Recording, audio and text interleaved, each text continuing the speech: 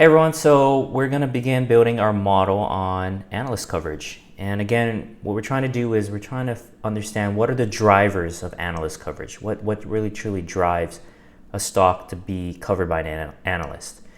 So first we need some data. So there's a lot of different places where you can get data. We're going to specifically go and use something called FinViz. And so you could, of course, go to Quando, you could go to Yahoo Finance, you could go to IEX, they have an API. But something more affordable is something that we have here is called FinViz, and they have a screener where you can screen for stocks, thousands of different stocks here, by their exchange, market cap, sector. They have some fundamental variables here like forward PE, PEG ratio, operating margin, institutional ownership, things of that sort. And what you can do is you will still need to create a premium account to get all of this data to export it. And it's only about 30 bucks. I've already created and exported a CSV file. So we're going to be working with that right now. So let's get started. So first what we need to do is we need to import our libraries. So I'm going to import pandas as PD. And we also are going to import numpy as NP. And so let's get that. And that should be PD. There we go. And I've called my CSV file FinViz. So Pandas has a read CSV function, so that outputs a data frame. So we're going to say df equals pd.read CSV, and the name of my CSV is finviz.csv. So there we go. We have a data frame. So let's see what this looks like. So there you go. We have about 71 columns or 71 different variables. We can look at the size of this by saying df.shape. So you can see there's about 7,800 different companies in this data set. Let's take a look at the variables. So let's say df.columns. So you notice we have ticker, company, we had forward PE, performance over the quarter, year to date. We have analyst recommendation. This is the variable that we're interested in here, this analyst recommendation column. So let's take a look at that. So we're going to say df.analyst recommendation. So you notice there's different values here. I have 2, 2.7, not a number. We can go back to FinViz and go to the help section and see what this variable entails. So let's just look up analyst recommendation. So analyst recommendation, an outlook of a stock market analyst on a stock. So they have a rating scale from 1 strong buy to 5 strong sell. We're not going to be too worried about these numbers 1 to 5. What we want to do is we want to assign a value of 1 if a stock is covered and 0 if it is not covered. So we're going to assume that if there is a rating here, the stock is covered. If there's no rating, not a number, the stock is not covered, and therefore we would assign a value of 0. So to do that, we need to use a .apply function here on this column, and we're going to use a lambda. So we're going to say lambda x, and basically what this is doing is saying for every value of x in this column, we're going to do something. And so what we're going to do is we're going to assign a value of 1 if x is greater than 0. Else we're going to just say we're going to give a value of 0. There we go. Pretty easy, lambda functions. So we want to create a new column, and we're going to call this analyst recommendation. Or actually, we're just going to call it analyst coverage. That's easier. And notice how I concatenated these two words together, analyst coverage. And that's going to be necessary later when we import our stats models library, because it uses a specific format using the R programming language format. We can get around other ways not doing that, but for convenience going forward, make sure to concat these numbers together, these words together. So we've done that. We've created a new column. So let's take a look at that. So analyst coverage. So there we go. See, we've assigned the value 1 or 0. Now, before we begin or continue any further, let's try to understand and create some hypotheses. And so we want to avoid any data mining. So the hypothesis that I'm thinking right now is larger companies would have greater analyst coverage versus smaller companies. So we can test that hypothesis. And the reason why is larger companies are going to have more coverage because sell-side research can sell based their research to larger companies.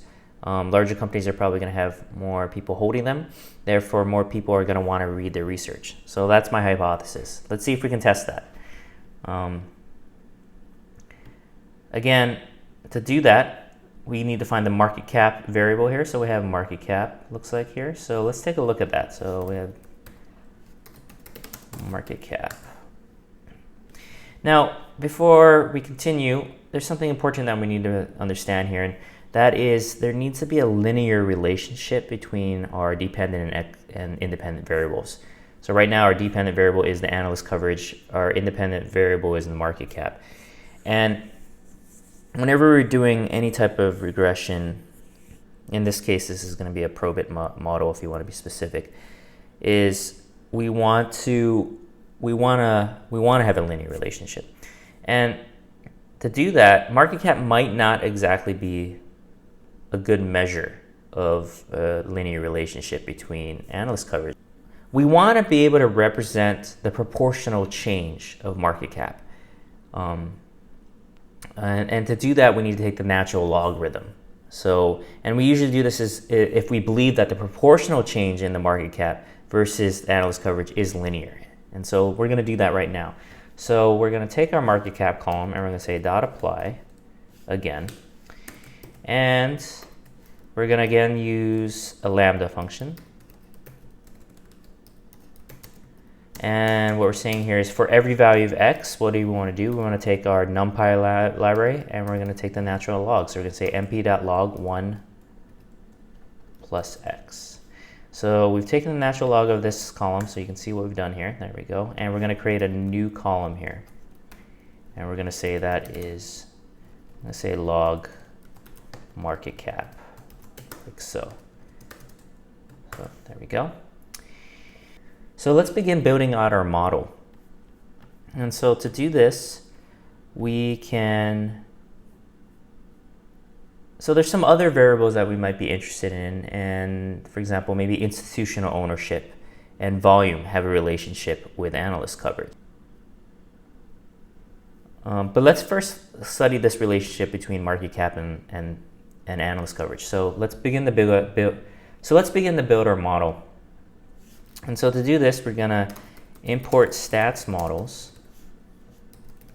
And the stats models.api as SM. And we're also going to import something called Patsy. So from Patsy, and this is all just necessary for building our model. It's just a formatting as D matrices. So there we go. And now that we have our data that we're interested in, we're interested in the analyst coverage and the market cap, we can put it into a data frame. So we're going to look at our new data frame here. And we're going to say we're just interested in the analyst coverage and also market cap, or we said log of the market cap, right? There we go. So we have a new data frame here. And we actually, the reason why I did that is because I want to drop any NA values here in the log. So we're going to do df. So we dropped any values there. So now we have about 5,000 companies. The next thing that we want to do is we want to specify our dependent and independent variables, and we want to add an intercept to our independent variables. So to do that, our x variables. So to do that, we're going to just very easily say y and x is equal to D matrices. And we're going to look at analyst coverage, tilde, log of the market cap. It's market cap. And we need to say data is equal to data frame, and return type is equal to data frame. So data is equal to df, return type is the data frame. There we go. This very easily created our analyst coverage column here, and more importantly, if we look at our independent variables, we have an intercept that's been added. So that's great. Now we can actually begin to build our model. So we're going to take our stats models, SM, and we're going to use the ordinary least squares model. We're going to specify y and x, and we're going to say this is equal to model. There we go. And now we need to fit our model. So to do that, we're just going to say results is equal to our model dot fit. There we go. And finally, we can output the summary of this. So results dot summary. There it is. So notice that we can just narrow in right here to this t statistic here. It's very large, 33. And so basically that's what that's saying, is that we can reject the null that the value is, the coefficient is 0. And so we can say that there seems to be a positive relationship between the log market cap, or the market cap, and analyst coverage. So again, going back to our original hypothesis, is that it seems that as companies get larger, there is greater analyst coverage. So in our next video, we're going to look at and test some of these other hypotheses of what drives really analyst coverage. Again, maybe we're interested in volume. Well, we can say that, companies that have greater volume, greater trading volume, maybe have more investors. Therefore, analysts will want to cover these specific securities because they can sell more research to these greater traders. And maybe institutional ownership. You know what I mean? Institutional ownership, larger companies, pensions, endowments. They're going to own these securities. Maybe analysts will want to cover those securities because therefore they can sell that research to these large endowments and pensions, insurance companies, etc. So if you like this video, please subscribe. Till next time, guys. Thank you.